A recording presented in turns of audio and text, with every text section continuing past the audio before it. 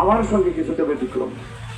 আমি আমার ইউনিয়নে এক লাগারে কাছাকাছি 20 বছর চেয়ারম্যানি দায়িত্ব পালন করেছি এবং সর্বোচ্চ জনগণের সঙ্গে সম্পৃক্ত থেকে সকলের কাছে জবাবদিহিতামূলক চেয়ারম্যানি করার সুবাদে তাদের কাছে পৌঁছার সুযোগ পেয়েছি।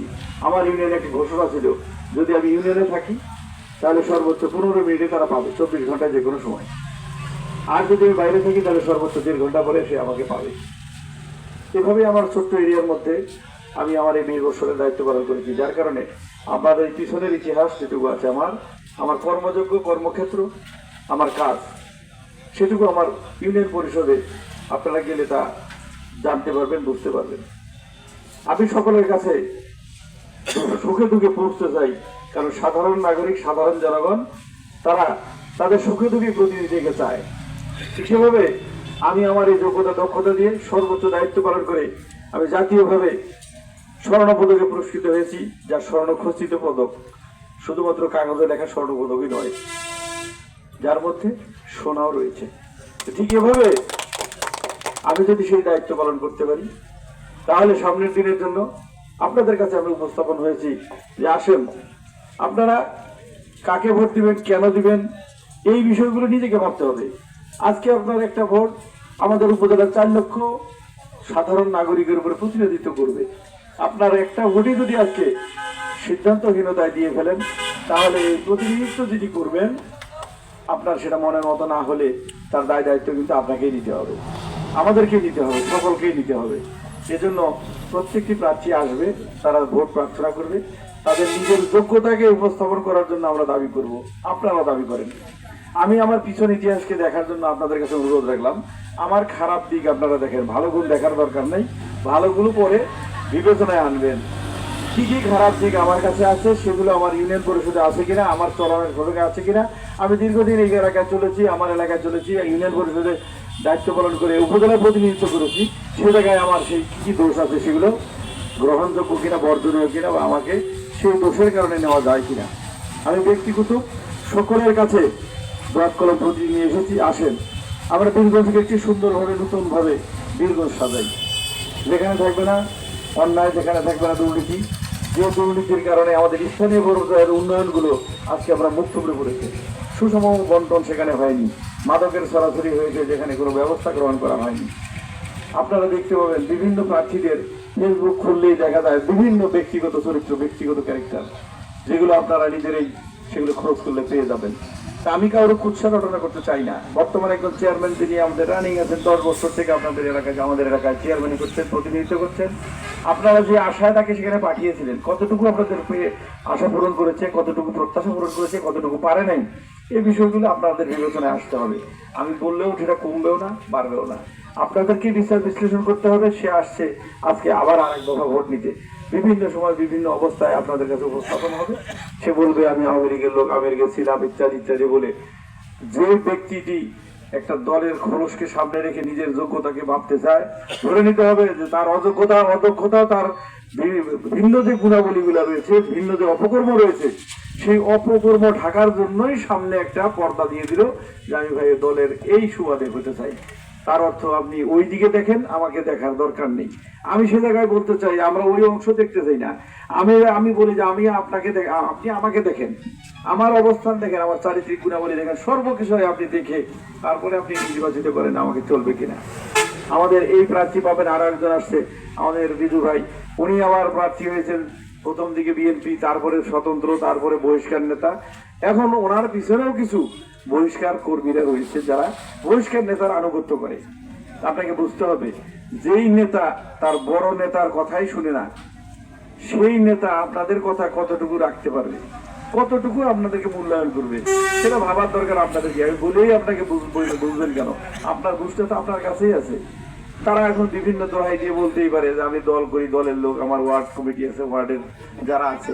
তো এরা ধরে নেবেন যারা আজকে বহিষ্কার নেতার পিছনে থাকে, বহিষ্কার হলে দল তাকে উচ্ছিষ্ট মনে করে, অগ্রহণযোগ্য মনে করে, দলের শিষ্টাচার বহির্ভূত হওয়ার কারণে তাকে তারা বাদ দিয়ে দেয়।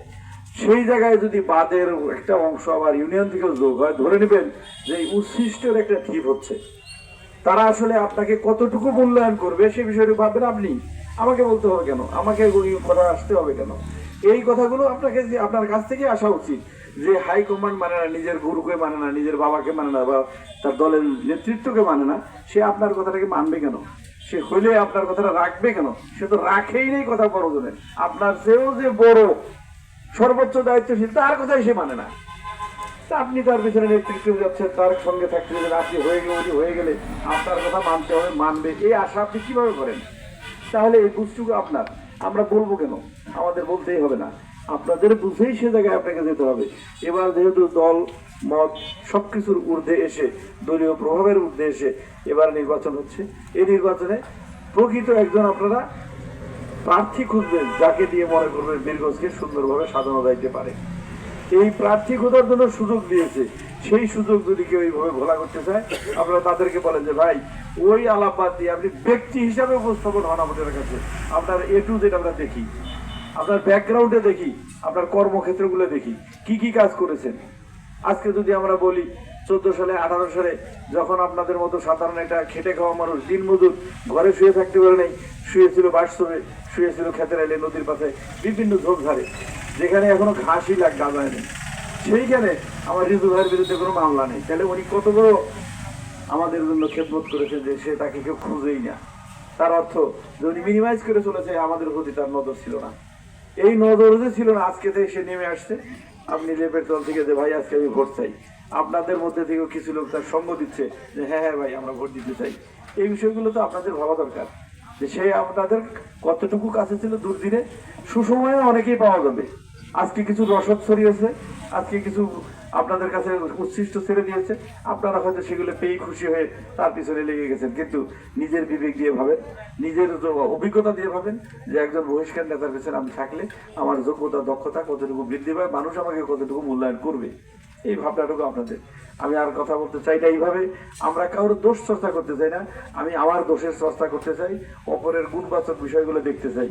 আপনারা তাদের দোষ দেখবেন, গুণ দেখবেন, সবকিছু ভেবে আমার দোষের অংশ দেখে যদি মনে হয় যে না কুতুব এবার আমাদের সঙ্গে থাকলে বীরগঞ্জকে সামনে এগিয়ে নেওয়া যাওয়া সম্ভব, তবে আসুন।